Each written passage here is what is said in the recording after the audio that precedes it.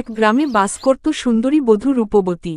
তার হাসি খুশি জীবন ছিল, কিন্তু শ্বশুরবাড়ির অত্যাচারে তার দিনগুলো বিষাদে ভরে উঠল। রূপবতী ছিল বুদ্ধিমতী ও সাহসী, কিন্তু শ্বশুরবাড়ির অত্যাচারে সে নীরবে কষ্ট পেত। একদিন শ্বশুরবাড়ির লোকেরা তার উপর এমন অত্যাচার করল যে সে অপঘাতে প্রাণ হারাল। গ্রামের মানুষ জানত না, রূপবতীর আত্মা শান্তি পায়নি। সে হয়ে উঠল শাকচুন্নি। রাত হলেই গ্রামের বটগাছের তলায় তার ছায়া দেখা যেত। তার পায়ের দিকে তাকালে দেখা যেত, পা উল্টো হয়ে আছে।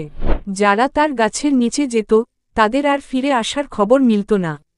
এক রাতে রমেশ নামের এক যুবক সেই পথে চলতে গিয়ে শাকচুন্নির সঙ্গে দেখা করে। রূপবতী তখন রমেশকে মিষ্টি স্বরে ডাক দেয়, এই পথ দিয়ে কোথায় যাও, ভাই? রমেশ ভয় পেলেও সাহস করে বলে, আমি আমার বন্ধুদের সাথে দেখা করতে যাচ্ছি। শাকচুন্নি বলল, তাহলে একটু বিশ্রাম নাও। এখানে বটগাছের নিচে বসে গল্প করি। রমেশ বুঝতে পারল, সে বিপদে পড়েছে। সে তড়িঘড়ি করে বলতে লাগল, না দিদি, আমি তাড়ায় আছি। পরে দেখা হবে।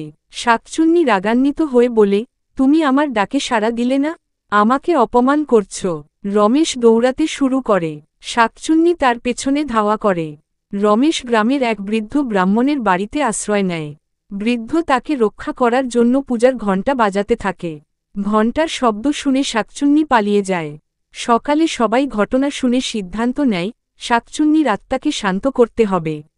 গ্রামের পুরোহিত পূজা অর্চনা করে এবং শাকচুন্নির আত্মাকে তার কষ্টের কথা শোনায়। রূপবতীর আত্মা অশ্রুসিক্ত চোখে বলে, আমি শুধু ন্যায়বিচার চাই। আমার শ্বশুরবাড়ির লোকেরা আমাকে মেরেছে। গ্রামের লোকেরা সত্য উদ্ঘাটন করে এবং শ্বশুরবাড়ির লোকদের শাস্তি দেয়। তখন রূপবতীর আত্মা শান্তি পায় এবং বটগাছের নিচ থেকে তার ছায়া চিরতরে হারিয়ে যায়।